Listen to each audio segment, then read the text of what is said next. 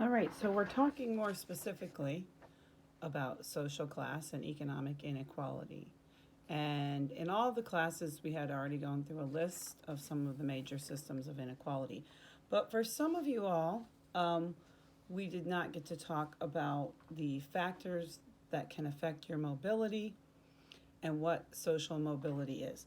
So, mobility is when you're moving up or down in a class system. Remember, there are two types of systems, just to revisit this.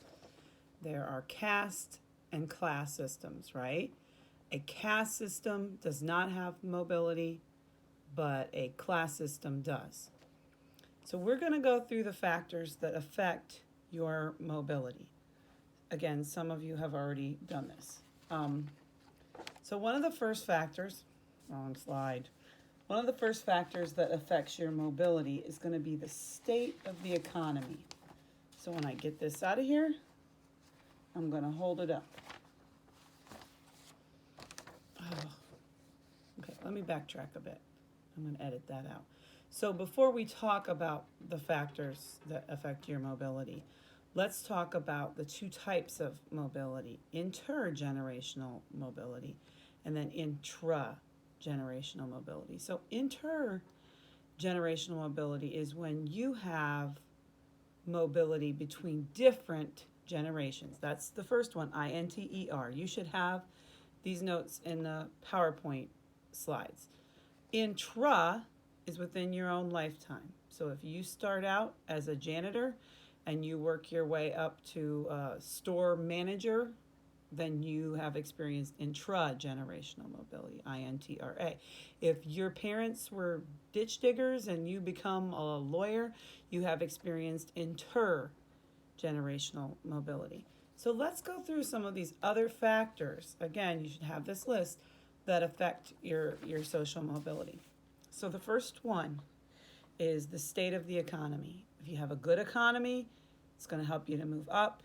If the economy's bad, it's going to help you to move down. So just to give a current example, the stock market is crashing, the economy is going down. We've reached a huge unemployment increase because of this coronavirus situation. And so there are going to be a lot of people right now experiencing downward mobility because of the state of the economy, right? The same thing with the Great Recession in 2008, in that case, downward mobility. In the 60s and the 50s, when we had a huge economic boom in this country, it was upward mobility that a lot of families experienced.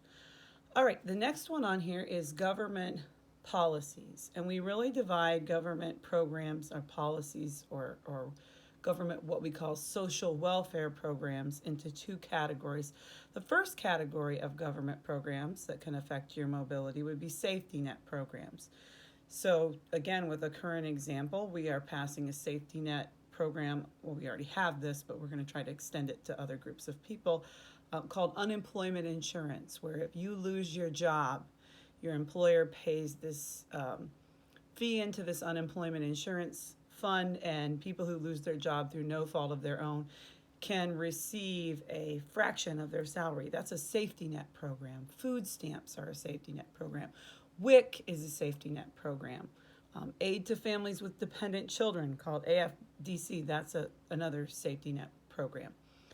The other kinds of programs are programs that are going to kind of help you get ahead rather than helping you keep you from falling through the floor.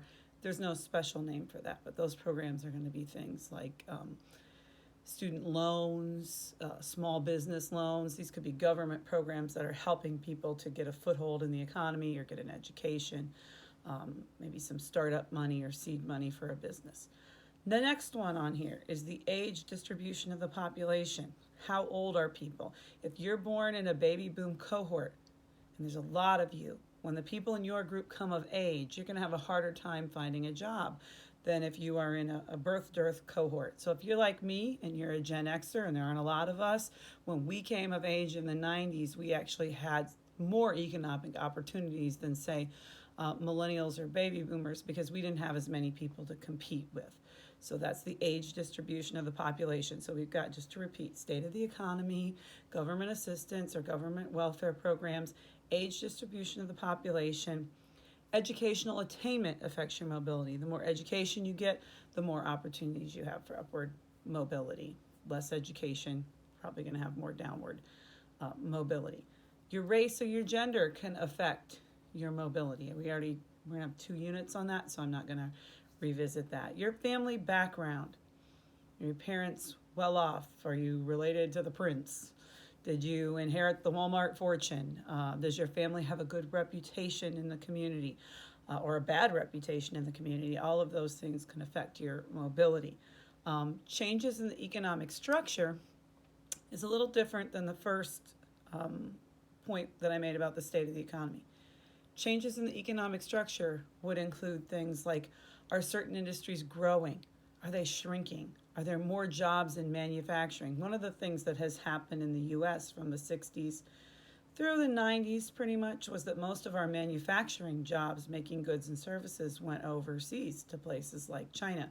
And so people who had only a high school education, this could be your grandparents or your great-grandparents, they used to be able to get good paying jobs in the U.S., but with those manufacturing jobs gone, they can't do that anymore. The economic structure changed, manufacturing jobs were lost, and they were replaced by service jobs like food preparers or people who work in retail, and most of those jobs tended to be a lot lower paying than factory jobs. So the economic structure changed. One of the big economic structural changes that we foresee happening in the near future is that we are moving to an automated economy where we might see this concept called technological unemployment, where machines do work and we don't need people to do it anymore.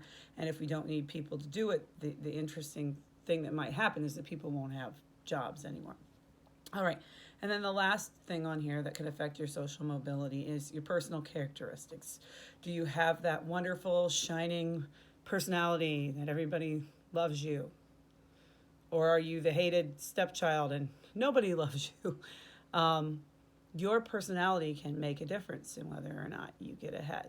So again, when we're thinking about a class system and you can move up or down, I want you to think about how all of those factors, the state of the economy, government assistance programs, your age distribution of the population, your level of education, your race, your gender, your family background,